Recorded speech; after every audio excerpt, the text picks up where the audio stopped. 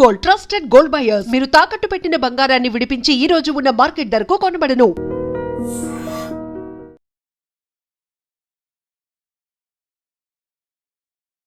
నమస్తే, నేను Kavitha. Welcome to I dream news and నిజాలు. ఇరాన్ మీద అమెరికా, ఇజ్రాయెల్ చేస్తున్నటువంటి యుద్ధం 4వ వారానికి ఎంటర్ అయింది. గతంలోనే డొనాల్డ్ ట్రంప్ అనౌన్స్ చేశారు, ఈ యుద్ధం 3 నుంచి 4 వారాల పాటు కంటిన్యూ అవుతుంది అనేమాట. నిజంగా 4వ వారాన్నే ఎండ్ అయిపోతుందా? ట్రంప్ నిన్న మీడియా సమావేశంలో మాట్లాడినట్టుగా తొందరలోనే ఈ యుద్ధాన్ని విరమించే యోచనలో ఉన్నాము అనేది. అది జరిగే అవకాశాలు కనిపిస్తున్నాయా? మరెందుకు నాటో మీద అలాంటి ఫోర్స్ పెడుతున్నారు? ఒక ఫ్రస్ట్రేషన్ అనేది ట్రంప్లో ఎందుకు కనిపిస్తుంది? మనతో పాటుగా ఉన్నారు సీనియర్ జర్నలిస్ట్ సురేష్ కొచ్చతిల్ గారు. సార్ నమస్తే.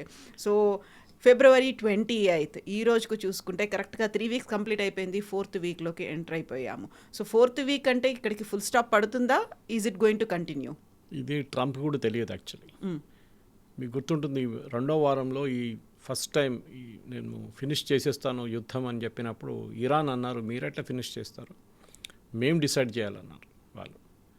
సో మనకు కూడా 2-3 సినారియోస్ చూడాల్సి వస్తుంది. ఇది మొదలైంది ఎప్పుడు, ఇది బంద్ అయింది ఎప్పుడు, బంద్ కావు అంటే ఎప్పుడు ఫినిష్ అవుతుంది అని చూడు, అంటే అప్పుడు ఆగిపోతుంది యుద్ధం అని. యుద్ధం మనకు తెలిసిందే, ఇది ఎవరు చేపించారు అని చెప్పి ఇప్పుడు కూడా చాలా పెద్ద ఒక డిస్ప్యూట్ నడుస్తుంది. అమెరికాలో అక్కడున్న డెమోక్రాట్స్ నడిమిట్లో ఒక మాట ఏంటంటే, ఇది ఇజ్రాయెల్ చేపించారు అమెరికాతో. ప్రెసిడెంట్ ట్రంప్ ఒక ట్రాప్లో పడిపోయారు, ఇజ్రాయలీ ట్రాప్లో. ఒక చాలా పవర్ఫుల్ జూయిష్ లాబీ అమెరికాలో ఉంది, అది కరెక్టే. ఆ జూయిష్ లాబీతోనే ప్రెసిడెంట్ ట్రంప్ ఇన్ఫ్లుయెన్స్ అయిపోయారు. అది కాకుండా ప్రెసిడెంట్ ట్రంప్ ఈ నెగోసియేషన్, పీస్ నెగోసియేషన్ పంపించిన ఇద్దరు, that is one is Jared Kushner, ఆయన son in law, and Steve Witkoff, ఆయన adviser, who is actually real estate గా. ఆయనకి పాలిటిక్స్తో సంబంధం లేదు, ట్రంప్ రియల్ ఎస్టేట్ ఫ్రెండ్ అన్నమాట. వీళ్ళిద్దరు కూడా చాలా మట్టుకు ఇరాన్ మీద ప్రెషర్ పెట్టి లేనిపోయిన కండిషన్స్ అడిగితే ఇరాన్ బ్యాక్అవుట్ అయ్యారు. యుద్ధం మొదలైనప్పుడు మన అందరికి తెలిసిందే, February 28 ఇది మొదలైనప్పుడు ఫస్ట్ బాంబింగ్ జరిగినప్పుడు ట్రంప్ ఒక లాజిక్ తీసుకొచ్చారు. ఏంటంటే యుద్ధంలో ఓవర్వెల్మింగ్ ఫోర్స్ అంటే ఎయిర్ ఫోర్స్, నేవీ, ఆర్మీని యూజ్ చేయలేదు ఎక్కువ. వీళ్ళిద్దరిని మ్యాక్సిమం ఫోర్స్ పెడితే ఇరాన్ 2-3 రోజుల్లో సరెండర్ అయిపోతారు అనుకో. ఒక సఫకేట్ అవుతుంది, ఇమ్మీడియట్గా సరెండర్ అవుతారు. పవర్ చూసి చూడండి, వెనిజువేలా ఎట్లా భయపడ్డారు చూస్తే, వెనిజువేలా సరెండర్ అయిపోయారు. మనం కూడా, ఇరాన్ కూడా చేయొచ్చు. కానీ వీళ్ళు ఇరానియన్ కెపాసిటీని అండర్ ఎస్టిమేట్ చేశారు ఒకటి. రెండవది, ఇజ్రాయెల్ పని చేసుకుంటున్నారు. నిన్న కూడా చూడండి, వాళ్ళు ఇంటెలిజెన్స్ చీఫ్ని కొట్టారు, ఇంకొక ఆయన సీనియర్ ఆఫీసర్ని చంపేశారు. చాలా మటుకు ఇజ్రాయెల్కి ఒక ఎగ్జిస్టెన్షియల్ థ్రెట్ ఒకటి ఉంది. మీరు ఇవాళ కూడా ఇజ్రాయెల్లో ఎవరైనా పెట్రోల్ ధరలో, డీజిల్ ధరలో, గ్యాస్ ధరల గురించి మాట్లాడలేదు. మీరు ప్రతి దేశంలో వింటున్నారు, including UK and US. Frustration చూపిస్తున్నారు, ఇదేంటి $4 వెళ్ళిపోయిందని యూఎస్లో పర్ గ్యాలన్ చూపిస్తున్నారు. యూరోప్లో గ్యాస్ ప్రైసెస్ చాలా ఎక్కువైందని వాళ్ళు 30-40% పెరిగిందని వాళ్ళు ఏడుస్తుంటే ఇజ్రాయెల్ ఒక మాట రావట్లేదు బయటికి. ఎందుకంటే ఇజ్రాయలీస్కి థ్రెట్ ఉంది, వాళ్ళ ఎగ్జిస్టెన్షియల్ థ్రెట్. బికాజ్ ఇరాన్ కాకుండా మిగతా దేశాలు ఎవరెవరు, ప్యాలెస్టైన్ ఉండొచ్చు, లెబనాన్ ఉండొచ్చు, లెబనాన్ కాదు హెజ్బుల్లా ఉండొచ్చు, ఇట్లాంటి ఆర్గనైజేషన్ ఏమంటారంటే Israel has no right to exist. 2 state solution అని చెప్పి ఎప్పటి నుంచో 1960 నుంచి చెప్పుకుంటూ వస్తున్నాం. దట్ ఈస్ ప్యాలెస్టైన్ ఒకవైపు, ఇజ్రాయెల్ ఒకవైపు. ప్యాలెస్టైన్ అథారిటీకి యాసిర్ అరఫాత్ చనిపోయిన తర్వాత వాళ్ళకి ఒక రెస్పాన్సిబిలిటీ అప్పగించారు. మీరు వెస్ట్ బ్యాంక్ అండ్ గాజా మీరు చూసుకోవాలి, you are the de facto government అక్కడ. వెస్ట్ బ్యాంక్ ఇప్పుడు కూడా వాళ్ళ చేతిలో ఉంది, కానీ గాజా హమాస్ వచ్చి కూర్చున్నారు. Hamas is not part of Gaza, వాళ్ళు బయట నుంచి వచ్చినా, కానీ కొంతమంది అక్కడ పుట్టిన వాళ్ళు హమాస్లో చేరిపోయారు, వాళ్ళొక టెర్రరిస్ట్ ఆర్గనైజేషన్ కూర్చున్నారు. సేమ్ థింగ్ లెబనాన్లో హెజ్బుల్లా వచ్చి కూర్చున్నారు. అట్లీస్ట్ లెబనీస్ గవర్నమెంట్ ఇప్పుడు కూడా చెప్తున్నారు హెజ్బుల్లా దగ్గర, మీరు ఇక్కడ నుంచి వెళ్ళిపోండి, మీకు ఇక్కడ ఉండాల్సిన పరిస్థితి మీకు లేదు, మీరు ఇక్కడ ఉండకూడదు, you don't belong to Lebanon అంటూ. కానీ ఇక్కడ ఈ ప్యాలెస్టైన్ అథారిటీ లేదు. ఒక మాట హమాస్ని మీరు ఇక్కడ ఉండకూడదు. హమాస్ ఇన్ఫ్యాక్ట్ ప్రతి గవర్నమెంట్ ఆమ్ని కంట్రోల్ చేస్తారు గాజాలో. హెల్త్ మినిస్ట్రీ వాళ్ళ అన్ని న్యూస్ ఇచ్చేది హెల్త్ మినిస్ట్రీ. బాంబింగ్లో ఎంతమంది చనిపోయారు, ఎంతమంది మహిళలు, పిల్లలు, అప్డేట్స్ అంతా వాళ్ళు ఇస్తారు. అది హమాస్ లోకంకి చెప్తున్నా ఏమంటారంటే ద గాజా హెల్త్ మినిస్ట్రీ అంటారు. గాజా కాదు, అది it's Hamas health ministry. Anyway ఇజ్రాయెల్ది లాజిక్ సపరేట్. ఇజ్రాయెల్ ఏమంటున్నారంటే మేము లీడర్షిప్ని కొడతాం, we will keep on killing the leadership so that ఒక సిచ్యువేషన్కి వచ్చిన వాళ్ళ దగ్గర ఎవరు ఉండరు. కానీ అది జరగట్లేదు. చాలా మటుకు ఐ మీన్ ఇజ్రాయలీస్ కూడా అమెరికన్స్ లాగా అండర్ ఎస్టిమేట్ చేశారు ఇరానియన్స్ని. కవిత గారు, ఇరానియన్స్ ఏం చేశారంటే వీళ్ళ వార్ డాక్యుమెంటేషన్లో ముందే రాసి పెట్టుకున్నారు. మీకు తెలిసిందే, ఖమేనీ చనిపోయే ముందు ఆయన ఒక డాక్యుమెంట్ రాసి పెట్టారు, లారిజానికి ఇచ్చారు. అది ఈ was the drafting committee chairman. అంటే నేను చనిపోతే this should be the next step. ఒక 60 to 83 మెంబర్ కౌన్సిల్ ఒకరిని ఎలెక్ట్ చేస్తారు సుప్రీం లీడర్కి. మాకు కొడుకు కాకూడదని చెప్పి స్పెసిఫిక్గా రాసి, కానీ కొడుకుని వీళ్ళు కంటిన్యూటీ ఎలిమెంట్ కోసం చేశారు. అది కాకుండా ప్రతి డిస్ట్రిక్ట్లో డీసెంట్రలైజ్ ఫార్మాట్లో ఒక కమాండర్ ఉంటారు. Iran is really big. దీనికన్నా ముందు కూడా చెప్పాను చూడండి, మీరు యూకే, ఫ్రాన్స్ అండ్ జర్మనీని తీసుకొని జాగ్రఫీ కలిపితే ఇట్స్ ఇరాన్. అంత పెద్ద దేశం అది. ఆ దేశంలో మీరు డీసెంట్రలైజ్ చేసేసారు. ప్రతి లోకల్ లెవెల్ కమాండర్కి మన దగ్గర చెప్తారు చూడండి, గల్లీగా కమాండర్ ఉన్నారు వాళ్ళ దగ్గర. వాళ్ళకి నీ ఆయుధాలు ఇచ్చి నీ దగ్గర 2000 డ్రోన్లు, 100 మిసైళ్ళు, ఒక 5 మిసైల్ లాంచెస్ నువ్వు పెట్టుకో. అట్లనే ప్రతి విలేజ్కి ప్రతి డిస్ట్రిక్ట్కి వాళ్ళు ఆయుధాలు ఇచ్చారు, ట్రైనింగ్ ఇచ్చారు. లాస్ట్ వార్ నుంచి ఈ వార్కి వాళ్ళకి 1 సంవత్సరం పాటు టైం ఉండే, కంప్లీట్లీ ట్రైన్డ్. తో మూమెంట్ ఇజ్రాయెల్ వాళ్ళ లీడర్షిప్ని కొట్టంగానే ద ఫస్ట్ అజంప్షన్ వాజ్ వీళ్ళు ఇంకా ఏం చేయలేరు. అది యుఎస్ అజంప్షన్ ఉండే, వీళ్ళు మొత్తం సరెండర్ అయిపోతారు, మొత్తం టాప్ లీడర్షిప్ పోయింది, 40 మంది కమాండర్లు పోయారు, ఒక కన్ఫ్యూజన్లో ఉంటారు, ఏం చేయరని. కానీ అదే రోజు సాయంత్రం మీకు గుర్తుంటుంది, ఇజ్రాయెల్ని కొట్టారు వాళ్ళు. నెక్స్ట్ డే వాళ్ళు అరబ్ నైబర్స్ని కొట్టారు. ఇది వాళ్ళ పవర్. ఇప్పుడు రీసెంట్లీ మనం చూసుకుంటే ఈ స్ట్రెయిట్ ఆఫ్ హార్మోజ్ క్లోజ్డ్ ఉంది, స్ట్రెయిట్ ఆఫ్ హార్మోజ్ క్లోజ్డ్ ఉందని చెప్తున్నారు.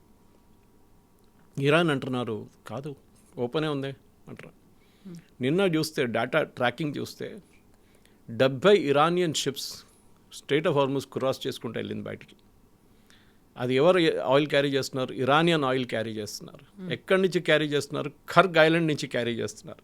The same Kharg island which US ఏం చెప్తారు, మేము డిస్ట్రాయ్ చేస్తామని చెప్తారు. ఇప్పుడు ప్రెసిడెంట్ ట్రంప్ ఒక ఆర్డర్ ఇచ్చారంట 2 వారాల ముందు, ఎవరికి తెలియదు ఎక్కువ మందికి. ఏంటి ఆర్డర్? ఇరాన్ మీద ఉన్న ఆంక్షలు ఎత్తివేశారు, అంటే శాంక్షన్స్ పెట్టారు. లైక్ రష్యాకి అయితే వార్ ఇది బాంబింగ్ మొదలు కాగానే లైసెన్స్ ఇచ్చేసి మీరు అమ్ముకోండి అని చెప్పేసి. వేరేజ్ ఇరాన్కి మనం అనుకున్న ఇప్పుడు కూడా శాంక్షన్స్ ఉంది. కాదు, ఇరాన్కి చెప్తున్నాం మీరు ఆయిల్ అన్నీ అమ్ముకోండి. సో ఒక డైకాటమీ చూడండి, ఒకవైపు మీరు ఇరాన్ మీద యుద్ధం ఎందుకు చేస్తున్నారు? ఇరానియన్ అసెట్స్ని కొట్టడానికి. ఇరాన్ దగ్గర డబ్బులు ఉండకూడదు, సో వాళ్ళ దగ్గర ఆయిల్ ఉండకూడదు. యురేనియం పక్కన పెట్టండి, అదైతే now it's gone out of focus. Next వాళ్ళ బ్యాలిస్టిక్ మిసైల్, దెన్ డ్రోన్. కానీ ఇరాన్ ఆయిల్ అమ్ముకొని ఇరాన్ దాంతో ఆయుధాలు తయారు చేసుకుంటున్నారంటే మీరు అదే సపోర్ట్ చేస్తున్నారు ఇప్పుడు యుఎస్. ట్రంప్ అంటారు మీరు అమ్ముకోండి ఆయిల్. ఇప్పుడు దాకా మేము లాస్ట్ 20-25 సంవత్సరాలు వాళ్ళ మీద శాంక్షన్స్ పెట్టారు, right from bush till Biden and Trump. అదన్నీ ఒక యుద్ధం మొదలుగానే ట్రంప్ హెస్ లిఫ్టెడ్. ఇప్పుడు వాళ్ళు ప్రతి దేశం ఇంక్లూడింగ్ ఇండియాకి అమ్ముతున్నారంట, ఆయిల్ అమ్ముతున్నారంట. సో అదే శాంక్షన్స్ రష్యా మీద కూడా ఎత్తేసారు. ఇప్పుడు ఇవాళ రష్యా ఏమంటున్నారంటే మేము ఇరాన్తో ఉన్న రిలేషన్ కట్ ఆఫ్ చేసేస్తాం, మీరు యుక్రెయిన్ దగ్గర మీ రిలేషన్స్ కట్ ఆఫ్ చేసేసేయండి. బికాజ్ ప్రెసిడెంట్ ట్రంప్ చెప్పారంట పుటిన్కి, వాళ్ళు మాట్లాడినప్పుడు last week, that you stop supporting Iran. పుటిన్కి తెలుసు ఇరాన్కి కావాల్సిన కెపాసిటీ వాళ్ళ దగ్గర ఉంది, నేను ఎక్కువ సపోర్ట్ చేయక్కర్లేదు. కానీ ట్రంప్ ప్రాబ్లం ఏంటంటే యుక్రెయిన్ మీద ఒక రిలేషన్షిప్ వాళ్ళది, అది ఎండ్ ఆల్రెడీ చాలా ప్రాబ్లంలో ఉంది. అది ఎండ్ అయిపోతే యుక్రెయిన్ని రేపు పొద్దునే కంప్లీట్గా టేక్ ఓవర్ చేసుకుంటారు పుటిన్. కానీ దానికన్నా ఒక డిప్లొమాటిక్ ఫియాస్కో మొన్న జరిగింది. కవిత గారు మీరు చూసుంటారు, జాపనీస్ ప్రైమ్ మినిస్టర్ వచ్చారు కలవడానికి ప్రెసిడెంట్ ట్రంప్ని. మాట్లాడుతూ ప్రెస్ అందరూ ఉంటారు, మీడియా ఉంటారు, ఇంప్రాంప్టు డిస్కషన్. ఈయన అన్నారు, she asked why were we not informed before. యుద్ధం స్టార్ట్ అవుతోంది, మేము అటాక్ చేస్తున్నాం అనే మాట ఎందుకు చెప్పలేదు మాకన్నారు. ట్రంప్ అన్నారు, మీరు పర్ల్ హార్బర్ అటాక్ చేస్తున్నప్పుడు మీరు మాకు చెప్పలేదే అన్నారు. That is a very touchy points Kavitha garu. ఎందుకంటే జాపనీస్ సైకేలో పర్ల్ హార్బర్ అనే యుఎస్ ఒక నేవల్ ఏం చెప్తారు ఏరియాని అటాక్ చేసింది, షిప్స్ని అటాక్ చేసింది. సెకండ్ వరల్డ్ వార్ మలుపు తిరిగింది అక్కడి నుంచి. అప్పుడు దాకా ఇప్పుడు అంటున్నారు చూడండి, అమెరికా ఏమంటున్నారు, నేటో మీరు రండి సహాయం చేయండి అని. ఆ టైంలో UK Winston Churchill literally I think it is Lyndon Johnson at that time కాలు పట్టుకున్నాడు ఆయనది. ప్లీజ్ యుద్ధాల్లో మీరు పార్టిసిపేట్ చేయండి, మమ్మల్ని జర్మనీ అక్కడి నుంచి ఇక్కడి నుంచి కొడుతున్నారు మమ్మల్ని, వీఆర్ ఇంకొక 2 వారాలు అయితే they will walk in to UK అని చెప్తే he said no, US said no, we will not participate. అది మీ యుద్ధం, మేమెందుకు రావాలి, మీరు మొదలుపెట్టారు, మీరు జర్మనీ నడిమిట్లో గొడవ, మేమెందుకు వచ్చి మిమ్మల్ని చేయాలి. కానీ దాని తర్వాత ఇమ్మీడియట్గా పర్ల్ హార్బర్ జరిగింది. వెన్ జాపనీస్ కామికాజే పైలట్స్ అంటే సూసైడ్ పైలట్స్ వాళ్ళ ఫైటర్ ఎయిర్క్రాఫ్ట్ వచ్చి యుఎస్ షిప్స్ని కొట్టారు పర్ల్ హార్బర్లో. చాలామంది చనిపోయారు యుఎస్ అండ్ 3-4 షిప్స్ కూడా ధ్వంసమైనాయి. అప్పుడు అమెరికా వార్లో ఎంటర్ అయింది ఆ టైంలో. దాని తర్వాత మనకు తెలిసిందే హిస్టరీ, హిరోషిమా నాగాసాకి మీద బాంబింగ్ చేశారు, దాంతో యుద్ధం ఆల్మోస్ట్ ఎండ్ అయిపోయింది అక్కడ. తో యూకే ఏమంటున్నారంటే మీరేం చేశారు. సో ఈ పర్ల్ హార్బర్ గురించి జాపనీస్ ప్రైమ్ మినిస్టర్ ముందు మాట్లాడడం, and you look at the face, completely action అయిపోయింది. ఆమె ఎందుకు వచ్చాను ఇక్కడ అని ఆమెకు ముఖం ఎంబరాస్మెంట్ కానీ ఎక్కువ. బికాస్ ఒక జాపనీస్కి ఎప్పుడైనా రిమైండ్ 2-3 రిమైండ్ చేయకూడదు. ఒకటి హిరోషిమా నాగాసాకి గురించి రిమైండ్ చేయకూడదు, ఒకటి పర్ల్ హార్బర్ గురించి. ఇప్పుడు కూడా అమెరికా సైనికులు 45,000 మంది సైనికులు జపాన్లో ఉన్నారు. Because Japan should never be allowed to bring up an army. అంటే జపాన్ ఒక ఆర్మీని ఉంచుకోకూడదు అని సెకండ్ వరల్డ్ వార్ తర్వాత వీళ్ళు ఒప్పందం పెట్టారు, allied forces and Japanese government. అక్కడ రాజుకు ఎక్కువ పవర్ ఉండే ఆ టైంలో, ద జాపనీస్ కింగ్కి ఎక్కువ పవర్ ఉండే. ఆ పవర్ కూడా తగ్గించేశారు. తగ్గించి కావాలని చెప్పి యుఎస్ అన్నారు మీరు ఆర్మీని పెట్టుకోకూడదు, మేము మిమ్మల్ని చూసుకుంటాం. ఇప్పుడు జపాన్ దగ్గర అడుగుతున్నారు మీరు మమ్మల్ని సహాయం చేయమని చెప్పేసి. సో జపాన్ ఏం చేస్తారు, వాళ్ళ దగ్గర లిమిటెడ్ కెపాసిటీ ఉంది, ఎక్కువ షిప్స్ లేవు వాళ్ళ దగ్గర, ఎక్కువ నేవల్ సేలర్స్ లేదు వాళ్ళ దగ్గర, ఎక్కువ ఆర్మీ లేదు. ఆ పరిస్థితిలో మిమ్మల్ని కలవడానికి ఎవరైనా వచ్చి మీరు మమ్మల్ని ఎందుకు ఇన్ఫార్మ్ చేయలే అంటే, ఓ ఇట్ వాస్ సీక్రెట్ అని చెప్పేసి అయిపోతుండే. మీరు పర్ల్ హార్బర్ ఎందుకు తీసుకొచ్చారు, అది ఒక పెద్ద ఇది. ట్రంప్ది ఏమవుతుందంటే కవిత గారు, ఐ థింక్ ఆయన మెంటల్ ఫ్యాకల్టీ కూడా ఎక్కడో పోతుంది. ఆయన ఒక మాట ముందంటాడు, దాని తర్వాత ఇమ్మీడియట్ ఆపోజిట్ అంటారు దాన్ని. ఫస్ట్ ఆ రోజు దానికన్నా ముందు 2 రోజుల ముందు ఒక ప్రెస్ కాన్ఫరెన్స్ ఇట్లనే ఇన్ఫార్మల్ ప్రెస్ మీట్లో మేము నేటోని అడిగాము, నేటో రావాలన్నారు. బహుశా నేను చెప్పుంటాను మీకు ఇది. జాక్ స్ట్రామర్ని నేను అడిగాను, why are you not coming and joining us అంటే, I will have to check with my team అన్నారంట. నా టీం దగ్గర అడగా, టీం అంటే అలా క్యాబినెట్. ట్రంప్ అన్నారంటే ఏం టీం అడగడం, నేను చూడు నేనే డిసిషన్ తీసుకుంటున్నాను, ఈ టీం ఎక్కడి నుంచి వచ్చిందని చెప్పారు.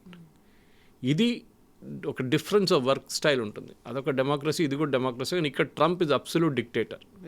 సూపర్ పవర్స్ అన్నీ ఆయన దగ్గరే ఉంటాయి. స్టామర్ని, ఒక బ్రిటిష్ ప్రైమ్ మినిస్టర్ని యు ఆర్ అ కవర్డ్, మీరు ఒక డిసిషన్ తీసుకోలేరు అని చెప్పినప్పుడు వాళ్ళ బ్రిటిష్ పబ్లిక్ మెంటాలిటీ అమెరికన్ వ్యతిరేకం ఎంతో వెళ్తుందని ఆలోచించండి ఒకసారి. మోదీ గారిని తిట్టినప్పుడు, ఒక ట్రంప్ తిట్టినప్పుడు మన దగ్గర కొంతమంది పండుగ చేసుకుంటారు ఇక్కడ, రాహుల్ గాంధీ ఇలాంటి వాళ్ళు, కాంగ్రెస్ పార్టీ వాళ్ళు. కానీ అమెరికాలో అట్లా కాదు. ఈవెన్ ఇజ్రాయెల్లో కూడా వాళ్ళ ప్రైమ్ మినిస్టర్ని ఎవరైనా తిట్టారో ఏమైనా చెప్పారంటే the entire country will rise up together. Political differences అంతా పక్కన పెట్టేస్తారు. ఇప్పుడు నిన్న మళ్ళీ అదే స్టేట్మెంట్ తీసుకొచ్చారు, మేము నేటో. ఎందుకని అటాక్ చేయాల్సి వచ్చింది పర్ల్ హార్బర్ మీద జపాన్? అది ఒక డిసిషన్ ఉండే అప్పుడు, and it was not taken by the Japanese government, the Japanese king ఆ టైంలో, ఇంపీరియల్ ఫోర్సెస్. అది ఇటువైపు బర్మా వైపు ఒక క్యాంపెయిన్ నడుస్తున్నప్పుడు కొహిమా దాకా వచ్చారు జపాన్, ఇండియన్ నేషనల్ ఆర్మీతో, సుభాష్ చంద్రబోస్తో. అటువైపు యుఎస్ని ప్రొవోక్ చేయడానికి చేశారని చెప్తున్నారు ఇది పర్ల్ హార్బర్. ఎందుకంటే యుఎస్ అప్పుడు దాకా ఇన్వాల్వ్ లేరు వార్లో. అది ఒక సూసైడ్, అది కూడా అటాక్ చేయడం, that was the big disaster actually. Japanese చేయకుంటే బాగుంటుండే, కానీ దాంట్లో కింగ్ రోల్ ఎక్కువ ఉండే, రాజుల రోల్ ఎక్కువ ఉండే దాంట్లో. అప్పుడున్న జాపనీస్ గవర్నమెంట్ చాలా వీక్ అండ్ ఎఫెక్టివ్ ఉన్నారని చెప్తున్నారు. So pearl harbour was a turning point, second world war, that doubt లేదు. 9/11 గురించి మాట్లాడుతున్నప్పుడు దట్ వాజ్ అనదర్ 9/11 వాళ్ళకి. 9/11 కన్నా ఎన్నో సంవత్సరాల ముందు. సో పర్ల్ హార్బర్ ఇప్పుడున్న పబ్లిక్, ఇప్పుడున్న అమెరికన్ యంగ్స్టర్స్, మన దగ్గర ఉన్న జెన్జీ జనరేషన్ లాంటి వాళ్ళకి తెలియదు ఎక్కువ. వాళ్ళ హిస్టరీ బుక్స్లో ఉంటుంది కానీ నార్మల్గా డిస్కస్ చేయరు దాని గురించి. ఇప్పుడు మన దగ్గర కూడా కొన్ని మేజర్ మూమెంట్స్ అడిగితే, గాంధీ దండయాత్ర గురించో లేకుంటే మిగతా దాని గురించి అడిగితే, ఫ్రీడమ్ మూమెంట్ టైంలో మన యంగ్స్టర్స్కి తెలియదు. కొహిమా వైపు జరిగిన బ్యాటిల్, ఇండియన్ నేషనల్ ఆర్మీతో జరిగిన బ్యాటిల్, బ్రిటిష్ ఆర్మీ, అది కూడా తెలియదు. That first time Indian tricolour ఎగిరించింది నెహ్రూ కాదు, సుభాష్ చంద్రబోస్ అండమాన్స్లో అని చెప్తే అది కూడా చాలామందికి తెలియదు. బిఫోర్ 1947, 1930s అది. ఇట్లాంటి చాలా కారణాలు లేదు. సో జాపనీస్ చేసిన పెద్ద ఒక తప్పు అది.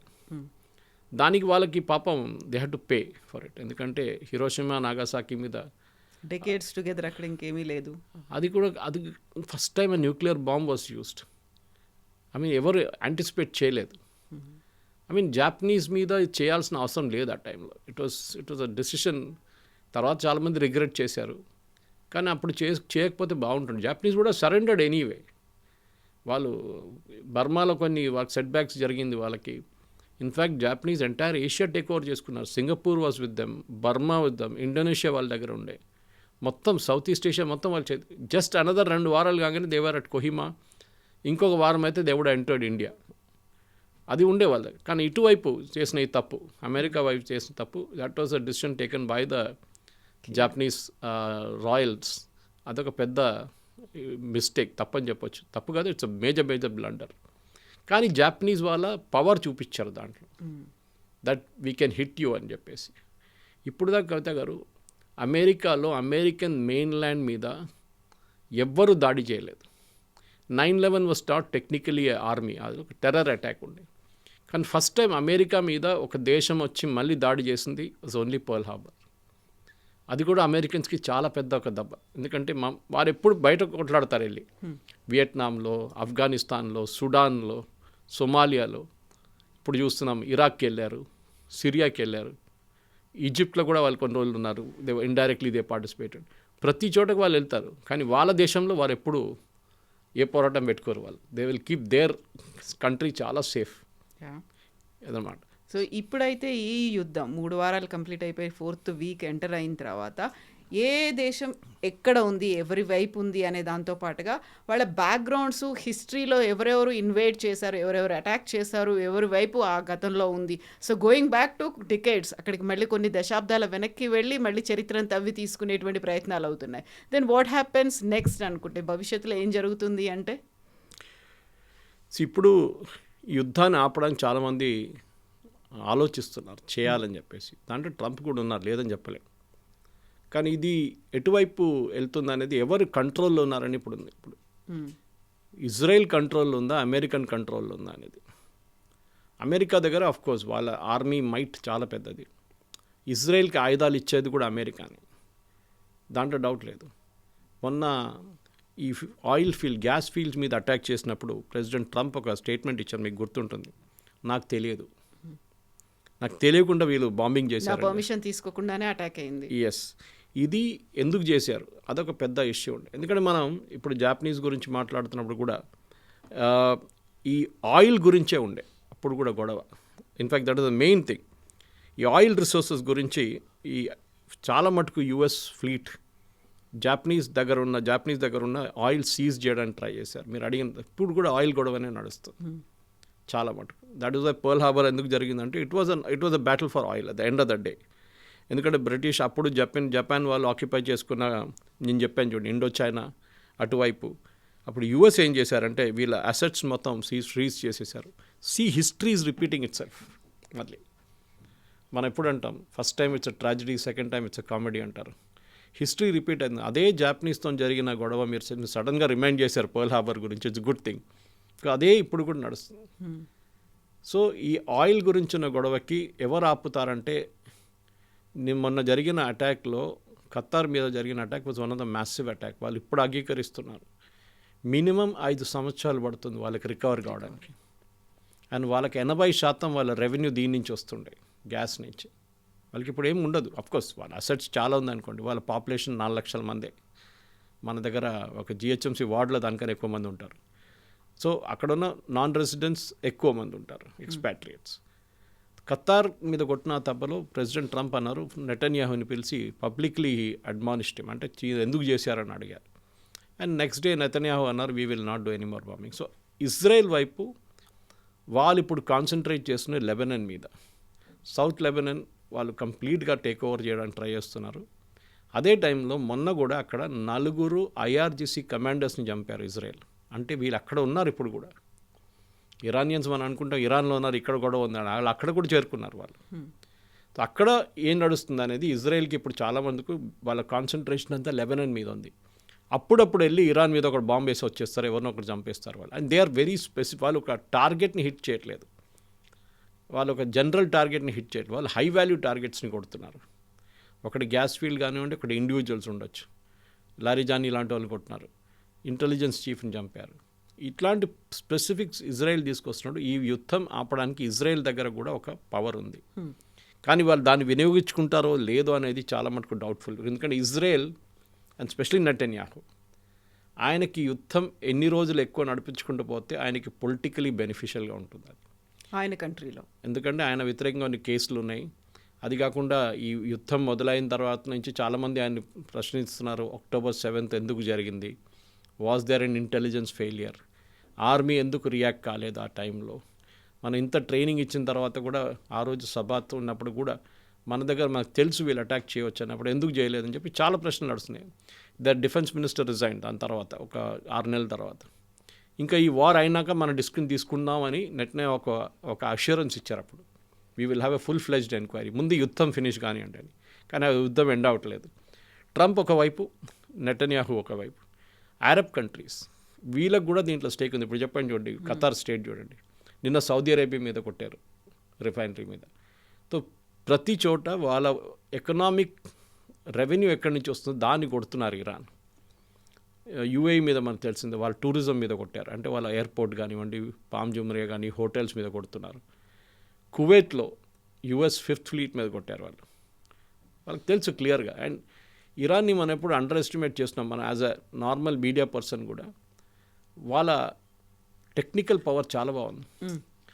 మనం మొన్న కూడా మాట్లాడుకున్నప్పుడు అన్నాం, సౌదీ అరేబియా ఒక బ్యాక్ టువర్డ్ రెడ్ సీ ఒక బ్యాక్ డోర్ పోర్ట్ పెట్టుకున్నారు. అక్కడ యాన్బు అని చెప్పి పోర్ట్ ఉంది. అక్కడి నుంచి ప్రతిరోజు 5 మిలియన్ బ్యారెల్స్ ట్రాన్స్పోర్ట్ చేసే ఒక పైప్ లైన్ ఉంది, 4 ఫీటు డయామీటర్ ఉన్న పైప్ అని చెప్పాం. ఆ పైప్ దగ్గర మొన్న రాత్రి అటాక్ జరిగింది. ఇరాన్ కొట్టారు, అంటే వాళ్ళ ఇంటీరియర్ ఐలాండ్ నుంచి కొట్టారు. అది it would have travelled minimum 2000 kilometres ఆ మిసైల్. అండ్ స్పెసిఫిక్గా కరెక్ట్గా వచ్చే స్పాట్లో కొట్టింది. నిన్న జెరూసలం మీద ఒక అటాక్ జరిగింది, మీరు చూసుంటారు. అఫ్కోర్స్ ఫ్రాగ్మెంట్స్ పడింది అంటున్నారు ఇజ్రాయెల్, కానీ జెరూసలం మీద చేస్తున్నారు, which is almost again 2500 kilometres. అంటే వాళ్ళ దగ్గర ఇప్పుడు కూడా బ్యాలిస్టిక్ మిసైల్ చాలా క్లారిటీతో కొడుతున్నారు, చాలా పర్ఫెక్షన్తో కొడుతున్నారు. సో వాళ్ళకి యుద్ధం ఆపడానికి ఇరాన్కి ఇప్పుడు ఒక ఏం చెప్తారు ఇన్సెంటివ్ ఏం లేదు. వాళ్ళకు సూసైడ్ మెంటాలిటీలో వెళ్ళిపోతున్నాం, మేమైతే పోతాం మిమ్మల్ని కూడా తీసుకుపోతాం తోడని చెప్పేసి. అరబ్ కంట్రీస్కి యుద్ధం ఆపాలని ఉంది, కానీ ఎవరు ఆపుతారు? ఎవరు ఇనిషియేటివ్ తీసుకుంటారు? That's a question. ఇనిషియేటివ్ తీసుకుంటే మీరు ఇరాన్ కన్నా వీక్ అయిపోతారని ఒక నోషన్ ఉంది. నోషన్ డెఫినెట్గా వస్తుంది. ఇంత పెద్ద సౌదీ అరేబియా భయపడుతున్నారు ఇరాన్ని అని చెప్పేసి. మీరు కువైత్, ఖతార్, ఇంత ఫైనాన్షియలీ పవర్ఫుల్ ఉన్న ఖతార్ ఇరాన్ని భయపడుతున్నారు. అండ్ టుమారో ఇరాన్ విల్సే మేము ఎప్పుడు కావాలంటే మిమ్మల్ని కొడతాం, అది గుర్తుపెట్టుకోండి మీరు. ఇప్పుడు ఇవాళ పొద్దున్న వస్తున్నప్పుడు I was hearing CNN interview. దాంట్లో ఏం చెప్తున్నా అంటే ఇరాన్ కొన్ని కండిషన్స్ పెట్టవచ్చు ఈ యుద్ధం ఆపడానికి. ఒకటి, మా మీద మీరు ఎప్పుడు ఇంకా దాడి చేయరు. అది ఎవరి దగ్గర చెప్తున్నారు? Israel and US. వాళ్ళు దాన్ని అంగీకరించరు. సెకండ్, ఇప్పుడు జరిగిన యుద్ధంలో నష్టాలు ఏమేమి వచ్చినాయి వాళ్ళకి, వాళ్ళ ఆయిల్ ఫీల్డ్స్ ఉండొచ్చు, వాళ్ళ సిటీస్ మీద ఉండొచ్చు, వాళ్ళ ఇన్ఫ్రాస్ట్రక్చర్ మీద ఉండొచ్చు, వాళ్ళ బిల్డింగ్ అన్నీ కాస్ట్ మీరు కట్టాలి దాన్ని. అది కూడా US కానీ ఇజ్రాయెల్ అంగీకరించరు.